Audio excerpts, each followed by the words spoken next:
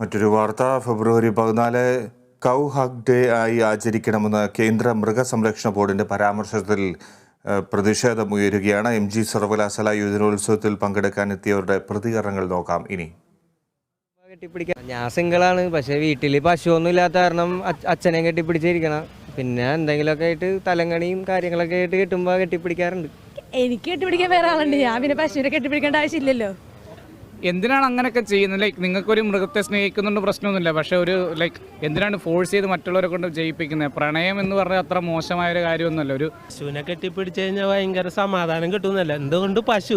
വേറെ എത്രയോ ജീവികളുണ്ട്, ആനയുണ്ട്, പോത്തുണ്ട്, കാളയുണ്ട്, അതൊന്നുമില്ല. പശുവിന് മാത്രം എന്താണ് ഇത്ര പ്രത്യേകത എന്ന് മനസ്സിലാവണില്ല. നമ്മളൊക്കെ ഞാനൊക്കെ ആനപ്രേമിയാണ്. ആനേനെ കെട്ടിപ്പിടിച്ച് ഞങ്ങൾ കുറച്ച് BP കുറയ്ക്കട്ടെ, പശുവിനെ കെട്ടിപ്പിടിക്കാം. അതെന്താ അങ്ങനെ വെറുതെ പറഞ്ഞതാ. ഒക്കെ പാർട്ടിയുടെ ഐഡിയോളജി വെച്ചിട്ടായിരിക്കും. അതൊരു സിംഗിൾസ് ആയതുകൊണ്ട് ആയിരിക്കും അവർക്ക് അങ്ങനെ ഒരു തോന്നലുണ്ടായത്. അല്ല, നമ്മുടെ ഇന്ത്യ എന്ന് പറയുന്നത് ഏറ്റവും ജനാധിപത്യപരമായിട്ടുള്ളൊരു നാടാണല്ലോ.